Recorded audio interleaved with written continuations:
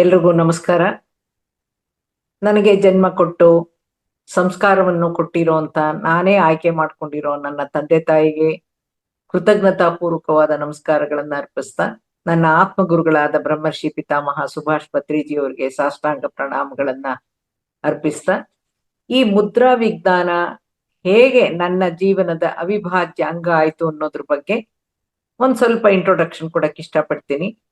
ನಾನು ಈ ಒಂದು ಮುದ್ರಾ ವಿಜ್ಞಾನದ ಬಗ್ಗೆ ತಿಳ್ಕೊಂಡಂತ ಕೆಲವು ವಿಚಾರಗಳನ್ನ, ಕುತೂಹಲದಿಂದ ಸಂಗ್ರಹಿಸಿದ ಕೆಲವು ಮಾಹಿತಿಗಳನ್ನ ನಿಮ್ಮ ಹತ್ರ ಹಂಚ್ಕೊಳಕ್ ಇಷ್ಟಪಡ್ತೀನಿ. ಮುದ್ರೆಗಳ ಮೂಲಕ ಉತ್ತಮ ಆರೋಗ್ಯವನ್ನ ಪಡೆಯಬಹುದಾಗಿದೆ ಅನ್ನೋದನ್ನ ಡಾಕ್ಟರ್ ರಂಗನಾಥ್ ಅವರು ಸಮಗ್ರ ಸ್ವಾಸ್ಥ್ಯ ಕಾರ್ಯಕ್ರಮದಲ್ಲಿ ನೂರಾರು ಮುದ್ರೆಗಳನ್ನ ನಿಮ್ಗೆಲ್ಲ ತಿಳಿಸ್ಕೊಡ್ತಾನೂ ಇದ್ದಾರೆ. ಮುದ್ರೆಗಳು ಎಷ್ಟು ವೈಜ್ಞಾನಿಕ ಅನ್ನೋದನ್ನ ನಾನು ಅನುಭವ ಪೂರ್ವಕವಾಗಿ ತಿಳಿದಾಗ, ನಾನು ನನಗಾಗಿ ಸಂಗ್ರಹಿಸಿದ ಕೆಲವು ಗ್ರಂಥ ಆಧಾರಿತ ವಿಚಾರಗಳನ್ನ, ಕೆಲವೊಂದು ಸರಳ ಮಾಹಿತಿಗಳನ್ನ ಮಾತ್ರ ನಿಮ್ಮ ಹತ್ರ ಹಂಚ್ಕೊಳ್ತಾ ಇದ್ದೀನಿ. 2001ರಲ್ಲಿ ಮತ್ತು 2004ರಲ್ಲಿ ನಾ ಶಿವಮೊಗ್ಗದಲ್ಲಿದ್ದೆ. ಶಿವಮೊಗ್ಗದಲ್ಲಿ ಕುವೆಂಪು ರಂಗಮಂದಿರದಲ್ಲಿ ಪತ್ರಿಜಿ ಅವರ ದಿವ್ಯ ಸಾನ್ನಿಧ್ಯದಲ್ಲಿ ಒಂದು ದಿನದ ಧ್ಯಾನ ಮಹಾಯಜ್ಞವನ್ನ ಹಮ್ಮಿಕೊಂಡಿದ್ವಿ.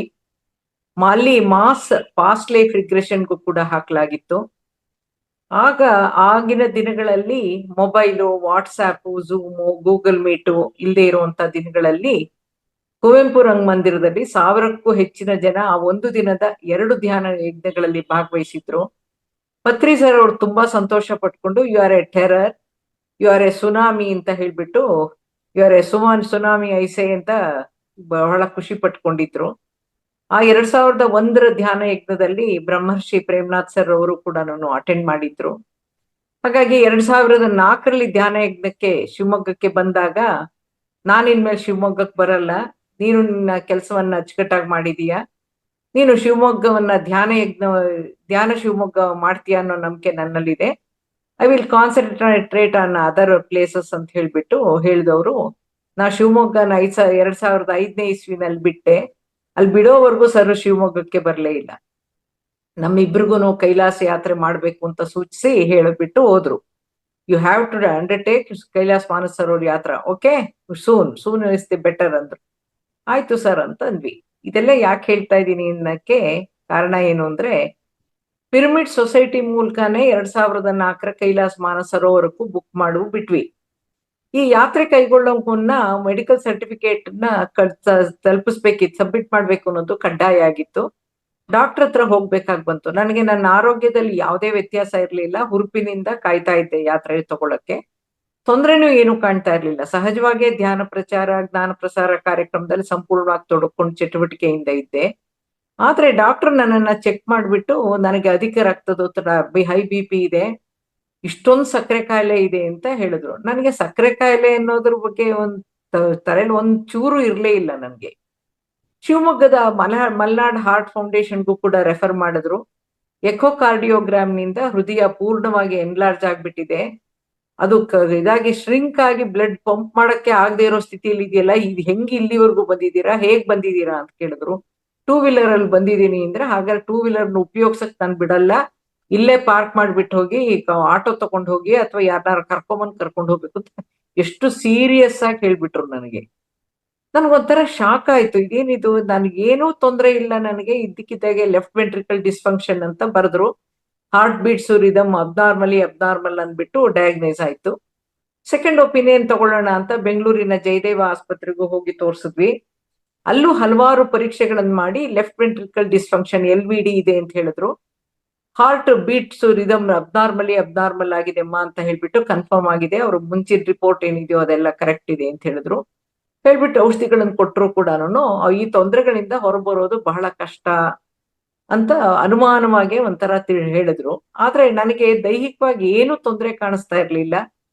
ನನ್ನ ಪರಿಸ್ಥಿತಿ ಅಂತ ತಿಳಿದ ನನ್ನ ಸ್ನೇಹಿತರಾಗಿದ್ದ ಶಿವಮೊಗ್ಗದ ಗೀತಾ ನಾಗಭೂಷಣ್ ಅನ್ನೋರು ನನಗೆ ಮುದ್ರೆಗಳ ಬಗ್ಗೆ ಮಾಹಿತಿ ಕೊಟ್ಟು, ನನ್ನ ಸಮಸ್ಯೆಗೆ ಯಾವ ಮುದ್ರೆ ಅನ್ನೋದನ್ನು ತಿಳಿಸ್ತಾ, ಅವರಿಗೆ ಪರಿಚಯವಿದ್ದ ಒಬ್ಬರಿಗೆ ಇದೇ ಒಂದು ಹಾರ್ಟ್ ಮುದ್ರೆನ ಅಭ್ಯಾಸದಿಂದ ಓಪನ್ ಹಾರ್ಟ್ ಸರ್ಜರಿ ತಪ್ಪಿದೆ ಅಂತನೋ, ನಾನು ಖಂಡಿತ ಪ್ರಯತ್ನ ಪಡ್ಬೇಕು ಅಂತ ತಿಳಿಸಿದ್ರು.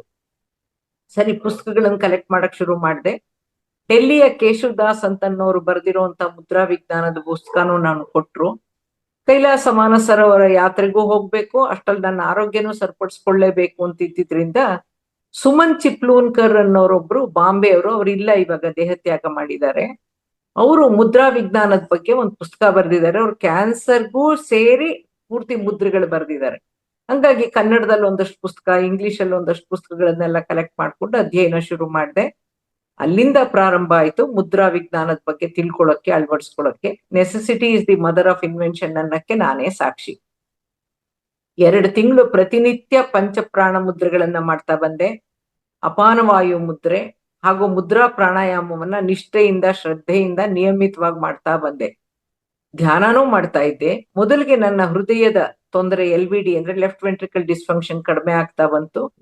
ಹೃದಯ ಸರಿಯಾಗಿ ಕೆಲಸ ಮಾಡಕ್ಕೂ ಶುರುವಾಯ್ತು. ಮತ್ತೆ ನಾನು ಜಯದೇವಾಗೆ ಚೆಕಪ್ ಬರಕ್ ಹೇಳಿದ್ರು. ಸೊ ಜಯದೇವ ಆಸ್ಪತ್ರೆಗೆ ಹೋಗಿ ತೋರಿಸಿದಾಗ ಅವರು ಎಕೋ ಮಾಡಿದ್ರು. ಲೆಫ್ಟ್ ವೆಂಟ್ರಿಕಲ್ ಸರಿಯಾಗಿ ಕೆಲಸ ಮಾಡ್ತಾ ಇದ್ದಿದ್ದನ್ನು ನೋಡಿ ಅವ್ರಿಗೆ ನಂಬಕ್ಕಾಗ್ಲಿಲ್ಲ, ಅನುಮಾನ ಆಯ್ತು. ಮತ್ತೆ ಒಂದ್ಸಲ LVD ತಿರುಗಿನೂ ಎಕೋ ಮಾಡಿಸ್ಕೊಂಬ ಅಂತ ಹೇಳಿದ್ರು.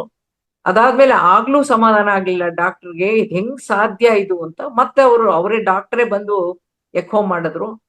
ಮಾಡಿಬಿಟ್ಟು ಕರೆಕ್ಟು ಎಕೋ ವರ್ಕ್ ಆಗ್ತಾ ಇದೆ ಅಂತ ಹೇಳಿದ್ರು. ನಾನು ಈ ಹಾರ್ಟ್ ಎನ್ಲಾರ್ಜ್ಮೆಂಟ್ಗೆ ಏನು ರೆಮಿಡಿನೇ ಇಲ್ಲ ಅಂತ ಹೇಳಿದ್ರಲ್ಲ, ನನ್ನ ಫ್ರೆಂಡ್ ಒಬ್ಳು ಗಾಯತ್ರಿ ಪ್ರಕಾಶ್ ಅನ್ನೋರು ನೇಚುರೋಪತಿನಲ್ಲಿ ಜಿಗಣಿನಲ್ಲಿ ಪೋಸ್ಟ್ ಗ್ರಾಜುಯೇಷನ್ ಮಾಡಿದವ್ರು. ಅವ್ರು ಹೇಳಿದ್ರು, ನೀ ಏನೇ ತೊಂದರೆ ಇದ್ರು ಕೂಡ ಏನು ವರಿ ಮಾಡಬೇಡಿ, ಕೋಲ್ಡ್ ಪ್ಯಾಕ್ ಮಾಡ್ಕೊಳ್ಳಿ. ಹಾರ್ಟ್ ಎನ್ಲಾರ್ಜ್ಮೆಂಟ್ ಸ್ಕಿನ್ಗೆ ತಿರುಗಿ ಶ್ರಿಂಕ್ ಆಗುವಂತ ಒಂದು ಕೇಪಬಿಲಿಟಿ ಬರುತ್ತೆ ಜಲಚಿಕಿತ್ಸೆಯಿಂದ. ಹೇಗ್ ಮಾಡ್ಕೋಬೇಕು ಅಂತ ಹೇಳ್ಕೊಟ್ರು. ಅದನ್ನು ಮಾಡಕ್ ಶುರು ಮಾಡಿದೆ. ಹಾರ್ಟ್ ಎನ್ಲಾರ್ಜ್ಮೆಂಟ್ ಕೂಡ ಕಡಿಮೆ ಆಗಿತ್ತು 2 ತಿಂಗಳಲ್ಲಿ ಸೂಕ್ತ ಮನಸ್ಸಿನ ಸಹಾಯದಿಂದ. ಹಾರ್ಟ್ ಬೀಟ್ ರಿದಮ್ ಕೂಡ ಕಡಿಮೆ ಆಗಕ್ಕೆ ಸ್ವಯಂ ಸಂಕಲ್ಪ ಸಲಹೆ ಕೊಡ್ತಾ ಬಂದೆ, ಸಂಕಲ್ಪಗಳನ್ನು ಕೊಡ್ತಾ ಬಂದೆ. ಅದು ನಿಯಂತ್ರಣಕ್ಕೆ ಬಂತು. ಕೈಲಾಸ ಮಾನಸರೋವರ ಪ್ರಯಾಣಿಸಕ್ಕೆ ಫಿಟ್ನೆಸ್ ಸರ್ಟಿಫಿಕೇಟು ಸಿಕ್ತು. ಹಾಗಾಗಿ ನಾನು ಬೆಂಗಳೂರಿಂದ ಹೊರಡೋದಿಕ್ಕೆಲ್ಲ ಪ್ಲಾನ್ ಮಾಡ್ಕೊಂಡೆ.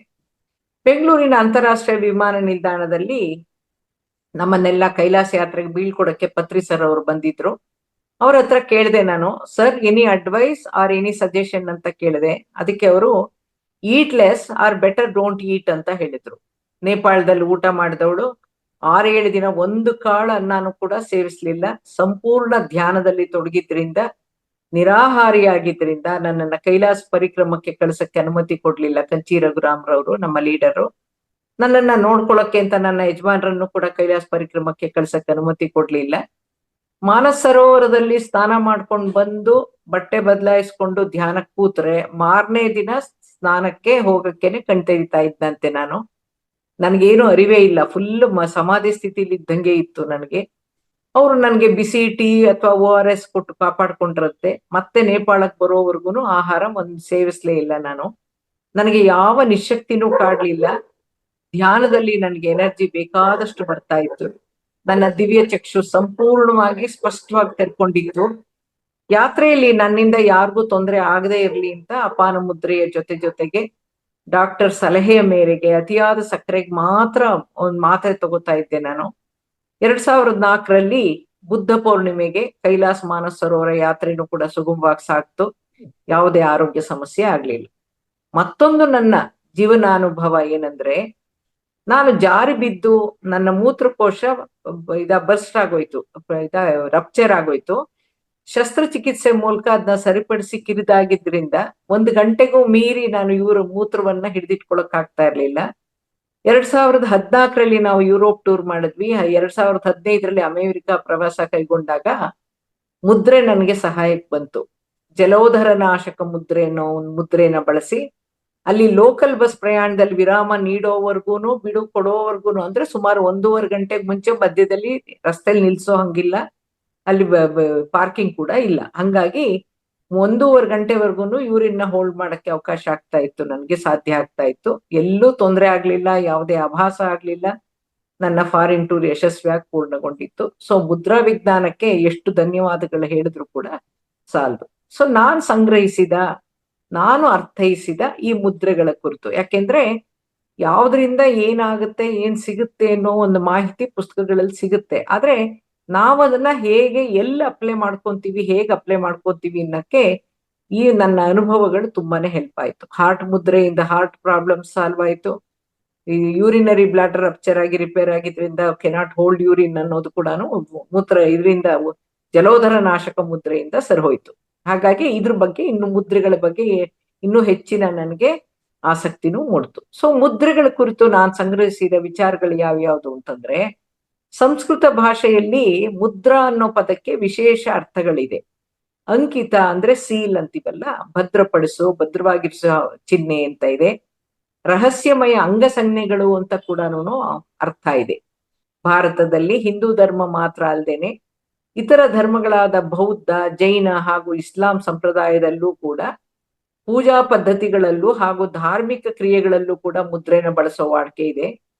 ಜಪಾನು, ಪರ್ಷಿಯಾ ಹಾಗೂ ಇಸ್ರೇಲ್ನಲ್ಲೂ ಭದ್ರಪಡಿಸುವ ಚಿಹ್ನೆ ಎಂಬರ್ಥದಲ್ಲಿ ಮುದ್ರಾ ಪದದ ಬಳಕೆ ಇದ್ದು, ರಷ್ಯಾ ದೇಶದಲ್ಲಿ ಬ್ಯಾಲೆ ನೃತ್ಯದಲ್ಲಿ ಭಾರತೀಯ ಮುದ್ರೆಗಳನ್ನು ಹೋಲುವಂತ ಅನೇಕ ಮುದ್ರೆಗಳಿವೆ.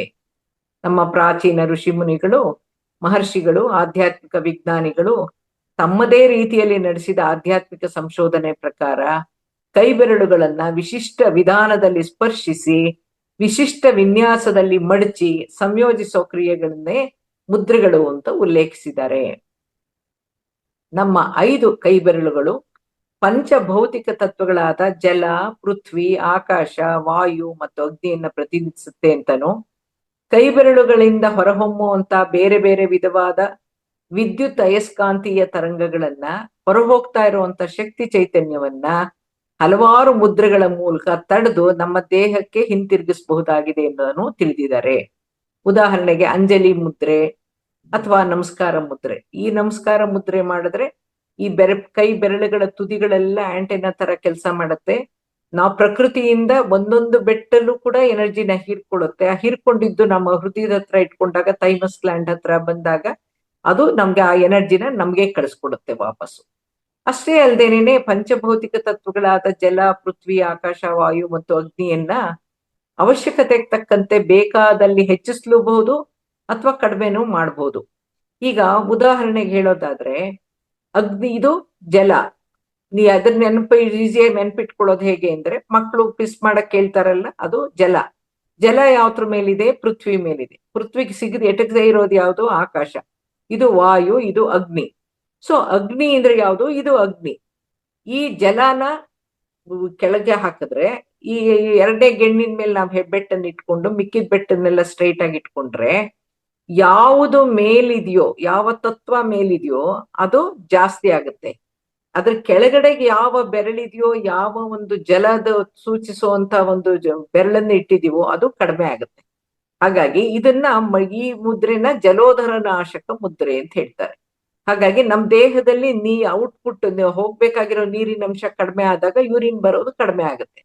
ದೇಹದಲ್ಲಿ ಶಾಖ ಉತ್ಪತ್ತಿಯಾಗಿ ಯೂರಿನ್ ರಿಲೀಸ್ ಆಗೋದು ಕೂಡ ಕಡಿಮೆ ಆಗೋದ್ರಿಂದ ಈ ಜಲೋಧರ ನಾಶಕ ಮುದ್ರೆಯಿಂದ ನಾನು 18 ದಿನ ಕಂಟ್ರೋಲ್ಡ್, ನಾನು ಏನು ತೊಂದರೆ ಇಲ್ದಂಗೆ ಸಕ್ಸಸ್ಫುಲ್ ಆಗಿ ಕಂಪ್ಲೀಟ್ ಮಾಡಕ್ಕೆ ಸಾಧ್ಯ ಆಯ್ತು. ಹಾಗಾಗಿ ಟಚ್ ಮಾಡಿದ್ರೆ ಒಂದು ಆಗತ್ತೆ, ಈ ಅಗ್ನಿ ಕೆಳಗೆ ಹಾಕಿದ್ರೆ ಒಂದಾಗತ್ತೆ, ಜಲದ ಕೆಳಗಡೆಗೆ ಅಗ್ನಿ ಹಾಕಿದ್ರೆ ಬೇರೆ ಆಗುತ್ತೆ. ಸೊ ಹಂಗಾಗಿ ಈ 3 ರೀತಿನಲ್ಲಿ ನಾವು ಹೆಚ್ಚು ಕಡಿಮೆ ಮಾಡ್ಕೊಳ್ಬಹುದು ಅನ್ನೋದನ್ನ ತಿಳ್ಕೊಂಡಿದ್ದು ತುಂಬಾ ಸಂತೋಷ ಆಗ್ತಾ ಇತ್ತು ನನಗೆ. ಅದನ್ನ ಬೇರೆಯವ್ರಿಗೂ ಕೂಡ, ನಮ್ಮ ಧ್ಯಾನ ಕೇಂದ್ರದಲ್ಲಿ ಯೋಗ ಕೇಂದ್ರನೂ ನಡೆಸ್ತಾ ಇದ್ದೀನಿ, ಅದರಲ್ಲಿ ಯೋಗಕ್ಕೆ ಬರೋರೆಲ್ರಿಗೂ ಅದನ್ನ ಮುದ್ರೆಗಳನ್ನ ಪ್ರಾಕ್ಟೀಸ್ ಮಾಡೋದು ಅಭ್ಯಾಸ ಮಾಡಿಸಿದ್ದೀನಿ. ಯೋಗಶಾಸ್ತ್ರದಲ್ಲಿ ಮುದ್ರೆಗಳಿಗೆ ವಿಶೇಷವಾದ ಪಾತ್ರ ಇದ್ದು, ಮುದ್ರೆಗಳನ್ನ ಯೋಗಾಂಗಗಳು ಅಂತಾನೂ ಕರೀತಾರೆ, ಸ್ವತಂತ್ರ ಭಾಗಗಳು ಅಂತಾನೂ ಕರೀತಾರೆ.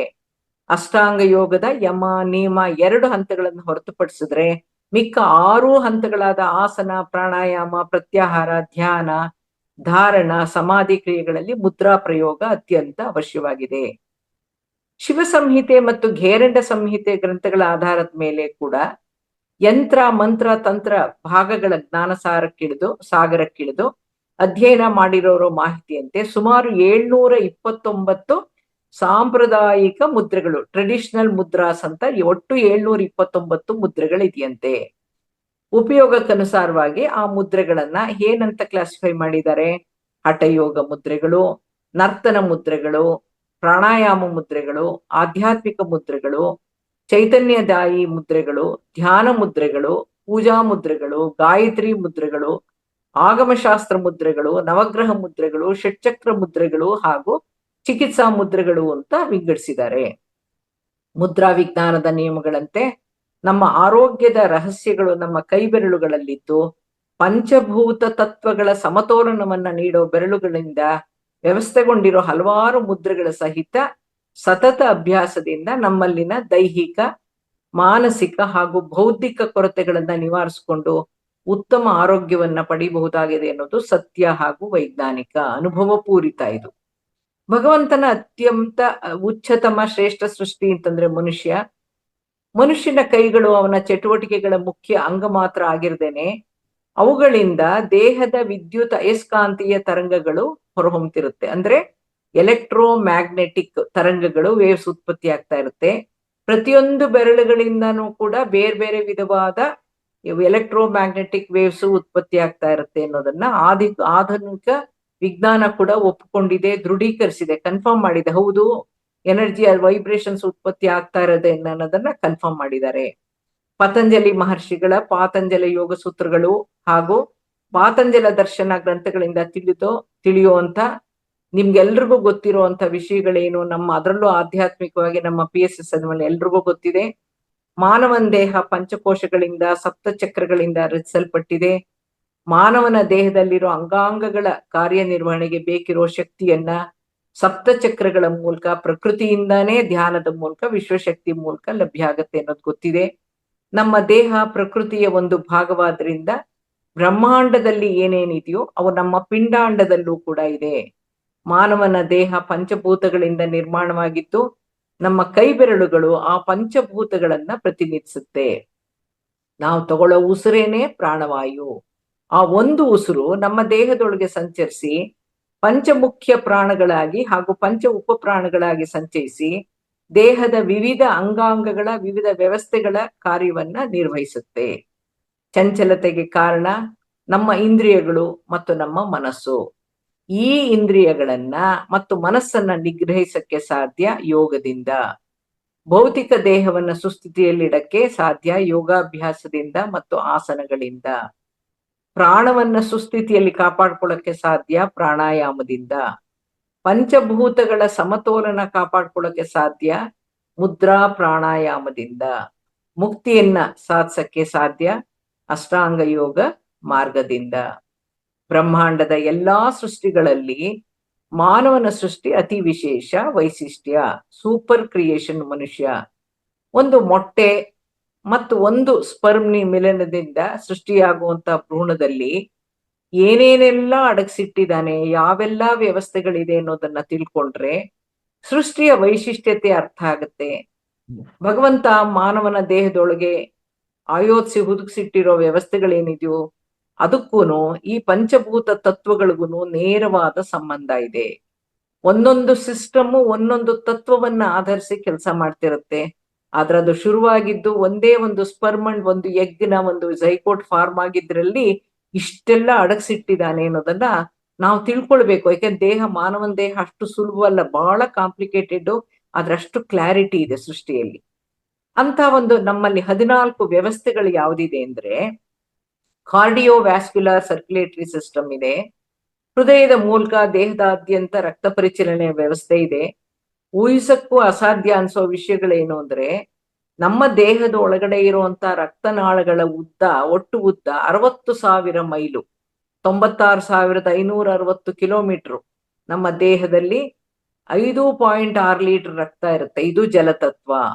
ಸೊ ಇಷ್ಟಿದೆ ಅಂತ ಹೇಳುತ್ತೆ. ನಿರಂತರವಾಗಿ ಪಂಪ್ ಮಾಡ್ತಿರ್ಲೇ ಇರುವಂತ ಶಕ್ತಿ ನಮ್ಗೆಲ್ಲಿಂದ ಬಂದಿದೆ? ಇದಕ್ಕೆ ಚಾಲನೆ ಕೊಟ್ಟವ್ರು ಯಾರು? ಮಾನವ ಅಂತೂ ಅಲ್ಲ, ಯಾವುದೇ ಒಂದು ವೈಜ್ಞಾನಿಕ ಲ್ಯಾಬ್ರೋಟರಿ ಅಲ್ಲ, ಸೃಷ್ಟಿ ನಮಗ್ ಕೊಟ್ಟಿರುವಂತದ್ದು. ಇನ್ನು ಮಿಕ್ಕಿದ ಸಿಸ್ಟಮ್ಸ್ ಯಾವ್ದು ಕೊಟ್ಟಿದ್ದಾನೆ? ಜೀರ್ಣಕ್ರಿಯೆ ವ್ಯವಸ್ಥೆ ಇದೆ, ವಿಸರ್ಜನಾ ವ್ಯವಸ್ಥೆ ಇದೆ. ವಿಸರ್ಜನಾ ವ್ಯವಸ್ಥೆನಲ್ಲಿ ಒಂದ್ ದಿವಸ ಮೋಷನ್ ಆಗ್ಲಿಲ್ಲ ಅಂತಂದ್ರೆ, 2 ದಿವಸ ಮೋಷನ್ ಆಗ್ಲಿಲ್ಲ ಅಂತಂದ್ರೆ problem. Constipation is the father and mother of all diseases ಅಂತ ಹೇಳ್ತಾರೆ. ಹಾಗಾಗಿ ಜೀರ್ಣಕ್ರಿಯೆ ವ್ಯವಸ್ಥೆ, ಜೀರ್ಣಕ್ರಿಯೆ ಆಗ್ಬೇಕು ಅಂದ್ರೆ ಉದರಾಗ್ನಿ ಇರ್ಬೇಕು. ಉದರಾಗ್ನಿ ಇಲ್ಲ ಅಂದ್ರೆ ಜೀರ್ಣಕ್ರಿಯೆ ಆಗಲ್ಲ. ಹಾಗೇನೆ ಎಂಡೋಕ್ರೈನ್ ಸಿಸ್ಟಮ್ ಅಂತಿದೆ, ದುಗ್ಧ ಗ್ರಂಥಿಗಳ ವ್ಯವಸ್ಥೆ. ಚೋದಕ ರಸ ಅಂದ್ರೆ ಹಾರ್ಮೋನ್ಸ್ ಅನ್ನ ರಿಲೀಸ್ ಮಾಡುತ್ತೆ, ಅದು ಜಲತತ್ವ. ಎಂಡೋಕ್ರೈನ್ ಸಿಸ್ಟಮ್ ಏನಿದೋ ನಿರುಪಯುಕ್ತ ಸತ್ತ ಜೀವಕಣ ವಿಷ ಪದಾರ್ಥಗಳನ್ನ ಹೊರಗೆ ಹಾಕುತ್ತೆ. ಚರ್ಮ, ಕೂದಲು, ಉಗುರು ಬೆವರಿನ ಮೂಲಕ ಹೋಗುತ್ತೆ. ಅಪಾನ ಮುದ್ರೆನ ಮಾಡ್ತಾ ಬಂದ್ರೆ ನಮ್ಮಲ್ಲಿರುವಂತ ಒಂದು ಏನ್ ಬೇಡದ ವಿಷಪೂರಿತ ಅಂಶ ಇದೆಯೋ ಅದನ್ನ ಹೊರಹಾಕಕ್ಕೆ ಸಹಾಯ ಮಾಡುತ್ತೆ. ಲಿಂಫ್ಯಾಟಿಕ್ ಸಿಸ್ಟಮ್, ಲಿಂಫ್ ಗ್ರಂಥಿಗಳ ಮೂಲಕ ದೇಹದಲ್ಲಿರುವಂತ ಒಳ ಚರಂಡಿ ವ್ಯವಸ್ಥೆ ಇದೆ. ಅದಕ್ಕೆ ಅಪಾನ ಮುದ್ರೆ ಮಾಡಿದ್ರೆ ಆಕಾಶ ತತ್ವ ಕೆಲಸ ಮಾಡತ್ತಿಲ್ಲ. ಯಾಕೆಂದ್ರೆ ಒಳಗಡೆ ಎಲ್ಲೆಲ್ಲಿ ದೇಹದ ಒಳಗಡೆ ಟೊಳ್ಳಿದೆಯೋ, ಪೈಪ್ಗಳಿದೆಯೋ, ಫುಡ್ ಪೈಪು, ವಿಂಡ್ ಪೈಪು, ಮೂಗೊಳಗಡೆ ತೂತು, ಕಿವಿ ಒಳಗೊಂದು ತೂತು, ಹಾರ್ಟ್ ಒಳಗಡೆ ರಕ್ತ ಪರಿಚಲನೆ ಆಗುತ್ತೋ, ರಕ್ತ ಇದ್ರೊಳಗಡೆ ಬ್ಲಡ್ ವೆಸಲ್ಸ್ ಅಲ್ಲಿ ತೂತು, ಈ ತರದೊಂದು ಖಾಲಿ ಜಾಗ ಅಂತ, ಅದಕ್ಕೆ ಅದನ್ನ ಸ್ಪೇಸ್ ಅಂತ ಕೂಡ ಹೇಳ್ತಾರೆ. ಆಕಾಶ ತತ್ವ, ಅವಕಾಶ ತತ್ವ ಅಂತ ಕೂಡ ಹೇಳ್ತಾರೆ. ಹಾಗಾಗಿ ಆ ಒಂದು ಲಿಂಫ್ ಗ್ರಂಥಿಗಳ ಮೂಲಕ ಇರುವಂತ ಒಳ ಚರಂಡಿ ವ್ಯವಸ್ಥೆ ಅದೇನಾರ ಕೆಟ್ಟೋಯ್ತು ಅಂದ್ರೆ ಮನುಷ್ಯ ಬದುಕಕ್ಕೆ ಆಗಲ್ಲ.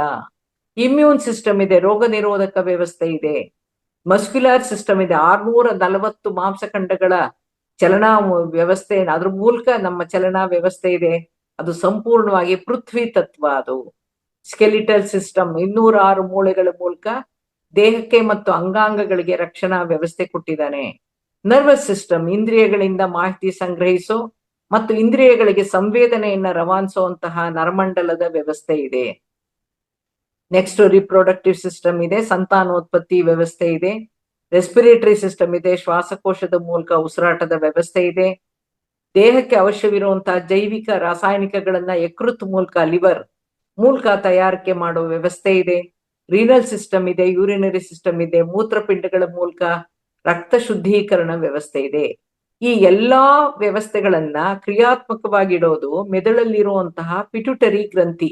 ಈ ಎಲ್ಲಾ 14 ವ್ಯವಸ್ಥೆಗಳಲ್ಲಿ ವ್ಯತ್ಯಾಸ ಉಂಟಾಗದೆ ಇರ್ಲಿ ಅಂತ, ದೇಹದಲ್ಲಿ ಅನಾರೋಗ್ಯ ಉಂಟಾಗದೆ ಇರ್ಲಿ ಅಂತ ಭಗವಂತ ನಮ್ಮ ದೇಹದಲ್ಲಿ ಸ್ಥೂಲ ದೇಹದ ಜೊತೆಗೆ ಸೂಕ್ಷ್ಮ ರೂಪದಲ್ಲಿ ನಾಡಿ ಮಂಡಲದಲ್ಲಿ 7 ಶಕ್ತಿ ಕೇಂದ್ರಗಳನ್ನು ಕೂಡ ಜೋಡಿಸಿಟ್ಟಿದ್ದು, ಒಂದೊಂದು ಚಕ್ರ ಒಂದೊಂದು ದುಗ್ಧ ಗ್ರಂಥಿಗಳಿಗೆ ಜೋಡಣೆ ಆಗಿದ್ದು ಚೋದಕಗಳನ್ನ ಅಂದ್ರೆ ಹಾರ್ಮೋನ್ಸ್ ಗಳನ್ನು ಉತ್ಪತ್ತಿ ಮಾಡಕ್ಕೆ ಕಾರ್ಯನಿರತವಾಗಿರುತ್ತೆ. ಕೈನ ಬೆರಳುಗಳಲ್ಲೇ ಪಂಚಭೂತ ತತ್ವಗಳನ್ನ ನಿಯಂತ್ರಿಸುವಂತ ಶಕ್ತಿಯನ್ನು ಕೂಡ, ಅವಕಾಶವನ್ನು ಕೂಡ ಭಗವಂತ ಸೃಷ್ಟಿ ಮಾಡಿದ್ದಾನೆ. ಅಂಗೈಯಲ್ಲಿ ಮತ್ತು ಅಂಗಾಲಿನಲ್ಲಿ ದೇಹದ ಎಲ್ಲಾ ಅಂಗಗಳ ಸ್ವಿಚ್ ಬೋರ್ಡ್ ಇದೆ. ಬೆರಳುಗಳ ತುದಿಗಳೆಲ್ಲ ಮೆದುಳಿಗೆ ಕನೆಕ್ಟ್ ಆಗಿರುತ್ತೆ. ಹೆಬ್ಬೆಟ್ಟು ನಮ್ಮ ಮೆದುಳು, ಅಕ್ಯುಪ್ರೆಷರ್ ಸಿದ್ಧಾಂತದ ಪ್ರಕಾರ. ಇಷ್ಟೆಲ್ಲಾ ವ್ಯವಸ್ಥೆಗಳು ಇದ್ರೂ ಕೂಡ ಕಾಯಿಲೆಗಳು ಹೇಗ್ ಬರುತ್ತೆ, ಅನಾರೋಗ್ಯ, ದುಃಖ ಮತ್ತು ಮರಣಕ್ಕೆ ಕಾರಣಗಳು ಯಾವುವು ಅನ್ನೋ ಬಗ್ಗೆ ಸ್ವಲ್ಪ ವಿವರಣೆಯನ್ನು ಕೂಡ ಲಭ್ಯ ಇದೆ. ದೇಹದ ಅನಾರೋಗ್ಯಕ್ಕೆ, ವ್ಯಾಧಿಗಳಿಗೆ, ಮರಣಕ್ಕೆ ಕಾರಣಗಳು ಯಾವುವು ಅಂತಂದ್ರೆ ಪಂಚಭೂತ ತತ್ವಗಳಲ್ಲಿ ಉಂಟಾಗಿರುವಂತಹ ವ್ಯತ್ಯಾಸಗಳು. ಪ್ರಾಣವಾಯು ಸಂಚಲನೆಯಲ್ಲಿ ಅಡೆತಡೆ ಉಂಟಾದಾಗ ಉಸಿರಾಡೋ ರೀತಿ ಸರಿ ಇರಲ್ಲ, ಅದು ವಾಯು ತತ್ವ. ರಕ್ತ ಪರಿಚಲನೆಯಲ್ಲಿ ಅಡೆತಡೆ, ಸಾಕಷ್ಟು ನೀರು ಕುಡಿದೇ ಇರೋದು ಜಲತತ್ವ. ನೀರು ಕುಡಿದೇ ಇದ್ರೆ, ರಕ್ತ ಪರಿಚಲನೆ ಆಗ್ಲಿಲ್ಲ ಅಂತಂದ್ರೆ ನಮ್ಗೆ ಹೆಲ್ತ್ ಇಶ್ಯೂಸ್ ಬರುತ್ತೆ. ಮಲಮೂತ್ರ ವಿಸರ್ಜನೆ ಸರಿ ಇಲ್ದೇ ಇರೋದು ಪೃಥ್ವಿ ತತ್ವ. ಆಹಾರ ಸರಿ ಇಲ್ದೇ ಇರೋದು, ನಾರಿಲ್ದೇ ಇರೋ ಊಟ ಮಾಡೋದು, ನೀರು ಕಡಿಮೆ ತಗೊಂಡ್ರೆ ಜಲತತ್ವ. ಬ್ಲಾಕೇಜ್ ಅಡೆತಡೆಗಳು ಅಂದ್ರೆ ಆಕಾಶ ತತ್ವ. ದೇಹದ ಶಾಖ ಮತ್ತು ಉದರಾಗ್ನಿಯಲ್ಲಿ ವ್ಯತ್ಯಾಸಗಳು ಉಂಟಾಗುತ್ತೆ, ಆ ಜೀರ್ಣ ಶಕ್ತಿಯಲ್ಲಿ ವ್ಯತ್ಯಯ ಆಗೋದು ಅಗ್ನಿ ತತ್ವ. ತಪ್ಪಾದ ಆಹಾರ ಕ್ರಮ, ತರಕಾರಿ ತಿನ್ನಲ್ಲ, ನಾರಿಲ್ಲದ ಆಹಾರ, ಹೊತ್ತಿಗೆ ಸರಿಯಾಗಿ ತಿನ್ನಲ್ಲ, ಇದೆಲ್ಲ ಪೃಥ್ವಿ ತತ್ವದಲ್ಲಿನ ವ್ಯತ್ಯಾಸಗಳನ್ನ ನಾವೇ ಮಾಡ್ಕೊಂಡಿರೋದು. ತಪ್ಪಾದ ಜೀವನ ಶೈಲಿ ಕೂಡ ನಮ್ಗೆ ಅನಾರೋಗ್ಯಕ್ಕೆ ಕಾರಣ. ಸೂರ್ಯ ಇರುವಾಗ ಚಟುವಟಿಕೆಯಿಂದಿರ್ಬೇಕು, ಚಂದ್ರ ಇರುವಾಗ ನಿದ್ರೆ ಮೂಲಕ ಮೆದುಳಿಗೆ ವಿಶ್ರಾಂತಿ ನೀಡೋ ಬದಲಿಗೆ ಈಗಿನ MNC ನಲ್ಲಿ ಕೆಲಸ ಮಾಡ್ತಾರೆ. ಹಂಗಾಗಿ ರಾತ್ರಿ ತಡವಾಗಿ ನಿದ್ರೆ ಅಥವಾ ರಾತ್ರಿ ಪೂರ್ತಿ ಜಾಗರಣೆ, ಬೆಳಗ್ಗೆ ತಡವಾಗಿ ಹೇಳ್ತಾರೆ, ಇಡೀ ರಾತ್ರಿ ಕೆಲಸ ಮಾಡಿ ಹಗಲ್ ನಿದ್ರೆ ಮಾಡ್ತಾರೆ, ರಾತ್ರಿ ನಿದ್ದೆ ಬರ್ದೇ ಇರೋ ಅತಿಯಾದ ಕಾಫಿ ಟೀ ಕುಡಿತಾ ಇರೋದು, ಇವೆಲ್ಲ ಮೆದುಳಿನ ಕಾರ್ಯಕ್ಷಮತೆಯನ್ನ ಕ್ಷೀಣಿಸುತ್ತೆ. ಬ್ರೈನ್ ಪ್ರೋಗ್ರಾಮಿಂಗು ಕರೆಕ್ಟ್ ಆಗುತ್ತೆ. ನಾವು ಯಾವ ದೇಶದಲ್ಲಿ, ಯಾವ ಊರಲ್ಲಿ, ಎಲ್ಲಿ ಹುಟ್ಟಿದೀವೋ ನಾವು ಅಲ್ಲಿನ ಸೂರ್ಯನ ಹುಟ್ಟೋದು, ಮುಳುಗೋದು, ಅದಕ್ಕೆ ತಕ್ಕಂತೆ ನಾವು ನಮ್ಮ ಆಕ್ಟಿವಿಟೀಸ್ ಅನ್ನ ಸೇರಿಸ್ಕೊಂಡ್ರೆ, ಕಂಬೈನ್ ಮಾಡ್ಕೊಂಡ್ರೆ ಅವಾಗ ಅನಾರೋಗ್ಯ ಇರಲ್ಲ. ಹಾಗಾಗಿ ದೇಹಕ್ಕೆ ವ್ಯಾಯಾಮ ಇರಲ್ಲ, ಗಂಟೆಗಟ್ಲೆ ಕಂಪ್ಯೂಟರ್ ಮುಂದೆ ಕುಳಿತೆ ಕಾರ್ಯ ನಿರ್ವಹಿಸ್ತಾ ಇರ್ತಾರೆ. ಪ್ರಕೃತಿ ದತ್ತವಾದ ಗಾಳಿ ಬೆಳಕಿಲ್ಲದಂತೆ ಸದಾ AC ನಲ್ಲಿ ಇರೋದು, ಇವೆಲ್ಲ ಕೂಡ ಅನಾರೋಗ್ಯಕ್ಕೆ, ವ್ಯಾಧಿಗಳಿಗೆ, ಮರಣಕ್ಕೆ ಕಾರಣಗಳು ಅಂತ ತಿಳಿಸಿದ್ದಾರೆ. ನಮ್ಮ ದೇಹದಲ್ಲಿರೋ ಎಲ್ಲಾ 14 ವ್ಯವಸ್ಥೆಗಳು ಕೂಡ ಸಶಕ್ತವಾಗಿ ಕಾರ್ಯನಿರ್ವಹಿಸಕ್ಕೆ ಶಕ್ತಿ ಚೈತನ್ಯ ಬೇಕು. ಮಾಸ್ಟರ್ ಗ್ಲ್ಯಾಂಡ್ ಆಗಿರುವಂತ ಮಿದುಳಲ್ಲಿರುವಂತ ಪಿಟ್ಯುಟರಿ ಗ್ರಂಥಿಯಿಂದ ಸೂಚನೆಗಳು ಹೊರಡಬೇಕು. ದೇಹ ಸದೃಢವಾಗಿ, ಮೂಳೆ ಮಾಂಸಗಳು ಶಕ್ತಿಯುತವಾಗಿರಕ್ಕೆ ಶಕ್ತಿ ಭರಿತ ಆಹಾರ ಬೇಕು. ಆಹಾರದಲ್ಲಿ ಸತ್ವ ಇರಬೇಕು. ಆಹಾರನ ಜೀರ್ಣವಾಗಬೇಕಾದ್ರೆ ಉದರಾಗ್ನಿ ಬೇಕು, ಶಾಖ ಇರಬೇಕು. ರಕ್ತ ಪರಿಚಲನೆಗೆ ನೀರ್ ಬೇಕು, ಜೀವಿಸಕ್ಕೆ ಗಾಳಿ ಬೇಕು. ಗಾಳಿಯ ಜೊತೆ ವಾಯುವಿನ ಜೊತೆ ಪ್ರಾಣಶಕ್ತಿ ಹರಿಯಕ್ಕೆ ಸರಿಯಾದ ರೀತಿಯಲ್ಲಿ ಉಸಿರಾಟ ಇರಬೇಕು. ನರಗಳಲ್ಲಿ ನಾಳಗಳಲ್ಲಿ ಅಡಚಣೆ ಆಗದೇ ಇರುವಂತಹ ವ್ಯಾಯಾಮ ಇರಬೇಕು. ಮಲಮೂತ್ರಗಳು ಸರಿಯಾಗಿ ವಿಸರ್ಜನೆ ಆಗ್ಬೇಕು. ಇವೇ ದೇಹದೊಳಗೆ ಕಾರ್ಯನಿರ್ವಹಿಸುವಂತ ಪಂಚಭೂತಗಳು: ಪೃಥ್ವಿ, ಜಲ, ವಾಯು, ಆಕಾಶ ಮತ್ತು ಅಗ್ನಿ. ಇವೆಲ್ಲವನ್ನು ನಿಯಂತ್ರಿಸೋದು ಪಂಚಪ್ರಾಣಗಳು ಹಾಗೂ ಪಂಚ ಉಪಪ್ರಾಣಗಳು. ಪೂಜ್ಯ ಪತಂಜಲಿ ಮಹರ್ಷಿಗಳು ಅನುಗ್ರಹಿಸಿರೋ ಯೋಗ ದರ್ಶನ ಗ್ರಂಥದಲ್ಲಿ ಪ್ರಾಣದ ಹಾಗೂ ಪ್ರಾಣಾಯಾಮದ ಬಗ್ಗೆ ಸೂಕ್ಷ್ಮಾತಿ ಸೂಕ್ಷ್ಮ ಎಳೆಗಳನ್ನ ವಿವರಿಸಿದ್ದು ನಮಗೆ ಇದೇ ಆಧಾರಭೂತ ಮಾರ್ಗದರ್ಶಿ ಗ್ರಂಥ ಆಗಿದೆ. ಅದರ ಪ್ರಕಾರ ವಾಯುವಿನ ಸಂಚಾರವಿದ್ದಾಗ ಮಾತ್ರ ಪ್ರಾಣ ಅಸ್ತಿತ್ವದಲ್ಲಿರುತ್ತೆ. ದೇಹದಲ್ಲಿರೋ ಪ್ರಾಣ ಒಂದೇ ಆದ್ರೂ ಕೂಡ ತನ್ನ ವಿವಿಧ ಕಾರ್ಯ ಚಟುವಟಿಕೆಗಳಿಂದ ದೇಹದ ವಿವಿಧ ಭಾಗಗಳಿಗೆ ಚೈತನ್ಯದಾಯಿಯಾಗಿ ಕಾರ್ಯನಿರ್ವಹಿಸಿ ಪ್ರಾಣವಾಯು, ಅಪಾನ ಪ್ರಾಣವಾಯು, ಸಮಾನ ಪ್ರಾಣವಾಯು, ಉದಾನ ಪ್ರಾಣವಾಯು ಮತ್ತು ವ್ಯಾನ ಪ್ರಾಣವಾಯು ಅನ್ನೋ ಪಂಚಪ್ರಾಣಗಳಾಗಿ ಬೇರೆ ಬೇರೆ ಹೆಸರನ್ನ ಹೊಂದಿದೆ. ಅದನ್ನೇ ಶ್ಲೋಕ ರೂಪದಲ್ಲಿ ಈ ರೀತಿ ಹೇಳಲಾಗಿದೆ: ಪ್ರಾಣೋಪಾನ ಸಮಾನಶ್ಚ ಉದಾನ ವ್ಯಾನೇಚ ವಾಯುವಃ. ಅಂದ್ರೆ ಯಾವ್ಯಾವ ಪ್ರಾಣ ಎಲ್ಲೆಲ್ಲಿ ಸಂಚರಿಸುತ್ತೆ, ಯಾವ್ಯಾವ ಅಂಗವನ್ನ ಚೈತನ್ಯಗೊಳಿಸುತ್ತೆ ಅನ್ನೋದನ್ನ ಶ್ಲೋಕದಲ್ಲಿ ಹೇಳಿದ್ದಾರೆ. ಹೃದ ಪ್ರಾಣ ಗುದೇ ಅಪಾನಃ ಸಮಾನೋ ನಾಭಿ ಸಂಸ್ಥಿತಃ ಉದಾನಃ ಕಂಠದೇಶಸ್ಥ ವ್ಯಾನಸ್ಸರ್ವ ಶರೀರಗಃ ಅಂತ. ಅಂದ್ರೆ ಪಂಚ ಮುಖ್ಯ ಪ್ರಾಣಗಳು ದೇಹದ ಯಾವ್ಯಾವ ಪ್ರದೇಶದಲ್ಲಿ ಸಂಚರಿಸುತ್ತೆ, ಯಾವ್ಯಾವ ಅಂಗಗಳನ್ನ ನಿರ್ವಹಣೆ ಮಾಡತ್ತೆ ಅಂತಂದ್ರೆ, ಈ ಪ್ರಾಣ ಅನ್ನೋದು, ಪ್ರಾಣವಾಯು ಅನ್ನೋದು ಹೃದಯ ಪ್ರದೇಶದಲ್ಲಿ ಸಂಚರಿಸುತ್ತೆ, ಅನಾಹತ ಚಕ್ರಕ್ಕೆ ಸಂಬಂಧಪಟ್ಟಿದೆ, ಶ್ವಾಸಕೋಶ ಮತ್ತು ಹೃದಯ ಅಂಗಾಂಗವನ್ನ ನೋಡ್ಕೊತ್ತೆ. ಈ ಅಪಾನ ಪ್ರಾಣ ಅನ್ನೋದು ಗುದ ಪ್ರದೇಶದಲ್ಲಿರುತ್ತೆ, ಮೂಲಾಧಾರ ಚಕ್ರಕ್ಕೆ ಸಂಬಂಧಪಟ್ಟಿದೆ, ಅದು ನೋಡ್ಕೊಳ್ಳೋದು ಮೂತ್ರಪಿಂಡ, ದೊಡ್ಡ ಮತ್ತು ಸಣ್ಣ ಕರಳುಗಳು, ದೇಹ ಶುದ್ಧಿನ ನೋಡ್ಕೊಳ್ಳುತ್ತೆ. ಸಮಾನ ಪ್ರಾಣ ನಾಭಿ ಪ್ರದೇಶದಲ್ಲಿರುತ್ತೆ, ಮಣಿಪೂರಕ ಚಕ್ರಕ್ಕೆ ಸಂಬಂಧಪಟ್ಟಿರುತ್ತೆ, ಅದರ ಕೆಲಸ ಜೀರ್ಣಕ್ರಿಯೆ, ವಾತ, ಪಿತ್ತ, ಕಫದ ಸಮತೋಲನ. ಉದಾನ ಪ್ರಾಣ ಕಂಠ, ಶಿರಸ್ಸು ಇರುತ್ತೆ, ಜಾಗದಲ್ಲಿರುತ್ತೆ, ಪ್ರದೇಶದಲ್ಲಿ ವಿಶುದ್ಧ ಮತ್ತು ಆಜ್ಞಾ ಚಕ್ರಕ್ಕೆ ಸಂಬಂಧಪಟ್ಟಿರುತ್ತೆ, ಪಂಚೇಂದ್ರಿಯ ನಿರ್ವಹಣೆ ಮತ್ತು ಧ್ವನಿನ ನೋಡ್ಕೊಳ್ಳುತ್ತೆ. ವ್ಯಾನ ಪ್ರಾಣ ಇಡೀ ಸಂಪೂರ್ಣದಲ್ಲಿ ದೇಹದಲ್ಲಿ ಸಂಚರಿಸುತ್ತೆ, ಸ್ವಾದಿಷ್ಠಾನ ಚಕ್ರಕ್ಕೆ ಸಂಬಂಧಪಟ್ಟಿರುತ್ತೆ, ರಕ್ತ ಪರಿಚಲನೆ ಮತ್ತು ನರಮಂಡಲವನ್ನ ನೋಡ್ಕೊಳ್ಳುತ್ತೆ. ನಮ್ಗೆ ತಿಳಿದೇ ಇರುವಂತ, ನಾವು ಕೇಳಿರದ ಪಂಚ ಉಪಪ್ರಾಣಗಳು ಯಾವುವು ಅಂತಂದ್ರೆ ನಾಗ, ಕ್ರಕರ, ದೇವದತ್ತ, ಕೂರ್ಮ ಮತ್ತು ಧನಂಜಯ ಅಂತ. ಕ್ರಕರ ಅನ್ನೋದು ಏನ್ ಮಾಡುತ್ತೆ, ಮೂಗಿನಲ್ಲಿ ಸೂಕ್ಷ್ಮಾತಿ ಸೂಕ್ಷ್ಮ ವಸ್ತು ಹೋದಾಗ ಸೀನಿನ ಮೂಲಕ ಹೊರಹಾಕಿ ಉಸಿರಾಟನ ಸಲೀಸ್ ಮಾಡುತ್ತೆ. ದೇವದತ್ತ ಪ್ರಾಣ ಏನ್ ಮಾಡುತ್ತೆ, ದೇಹಕ್ಕೆ ವಿಶ್ರಾಂತಿ ಬೇಕು ಅಂತ ಸೂಚಿಸಿ ಆಕಳಿಕೆ ಬರ್ಸುತ್ತೆ. ಕೂರ್ಮ ಅನ್ನೋ ಪ್ರಾಣ ಏನ್ ಮಾಡುತ್ತೆ, ಕಣ್ಣನ್ನ ರಕ್ಷಿಸುತ್ತೆ. ರೆಪ್ಪೆ ಬಡಿಯೋ ಚಟುವಟಿಕೆನ, ಧೂಳು ಮಣ್ಣು ಏನಾದ್ರೂ ಕಣ್ಣಿಗೆ ಗಾಳಿಯಿಂದ ಏನಾದ್ರು ಬಿರುಗಾಳಿ ಎದ್ದಾಗ ಆತರ ಬಿದ್ರೆ ಅದನ್ನ ಕಾಪಾಡಕ್ಕೋಸ್ಕರ ಜಿಬುರು ಬರ್ಸಿ ಕಸವನ್ನ ಆಚೆ ಕಳಿಸುತ್ತೆ, ಒಳಗಡೆ ಹೋಗದಂಗ್ ನೋಡ್ಕೊಳ್ಳುತ್ತೆ. ಕಣ್ಣು ಮತ್ತು ಬಾಯಿಯ ತೆರೆಯುವಿಕೆನ ಮತ್ತು ಮುಚ್ಚುವಿಕೆಯನ್ನ ನೋಡ್ಕೊಳ್ಳುತ್ತೆ. ಧನಂಜಯ ಪ್ರಾಣ ವ್ಯಕ್ತಿ ಸತ್ತ ಮೇಲೂ ಕೂಡ, ದೇಹ ತ್ಯಾಗ ಮಾಡದ್ಮೇಲೂ ಕೂಡ ಮರಣದ ನಂತರ ದೇಹದ ನಶಿಸುವಿಕೆ ಕಾರ್ಯ ನಡೆಯುತ್ತೆ. ಪಂಚಭೂತಗಳಲ್ಲಿ ಸೇರ್ಸಕ್ಕೆ ದೇಹದ ಕೊಳೆಯುವಿಕೆನ ನೋಡ್ಕೊಳ್ಳುತ್ತೆ. ಪಂಚಭೂತಗಳಿಂದ ನಮ್ ದೇಹ ಆಗಿದೆ, ನಾವು ದೇಹ ಬಿಟ್ಟ ಮೇಲೆ ಅದು ಹೆಣ ಅಂತ ಏನ್ ಅನ್ನಿಸ್ಕೊಳುತ್ತೋ, ನಿರ್ಜೀವ ಜೀವ ದೇಹ ಏನಿದೆಯೋ ಅದು ಮತ್ತೆ ಇದ್ರಲ್ಲಿ ಪಂಚಭೂತಗಳಲ್ಲಿ ಸೇರ್ಕೊಳ್ಳೋಕೆ ಏನ್ ಬೇಕೋ ಅದನ್ನ ಕೊಳೆಯೋದಿಕ್ಕೆ ಅವಕಾಶ ಮಾಡ್ಕೊಡುತ್ತೆ ಧನಂಜಯ ಪ್ರಾಣ.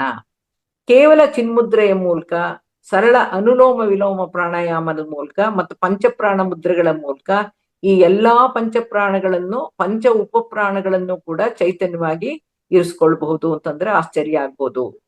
ಮುದ್ರೆಯಲ್ಲಿ ಬಳಸೋದು ನಮ್ಮ ಕೈ ಬೆರಳುಗಳನ್ನ.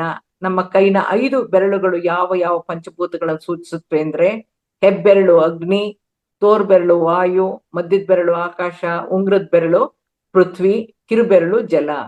ನಮ್ಮ ದೇಹದಲ್ಲಿರೋ ಶಕ್ತಿ ಕೇಂದ್ರಗಳಾದ ಚಕ್ರಗಳಿಗೂ, ಪಂಚಭೂತಗಳಿಗೂ, ಪಂಚಪ್ರಾಣಗಳಿಗೂ, ಚೋದಕಗಳಿಗೂ ನೇರವಾದ ಸಂಬಂಧ ಇದೆ.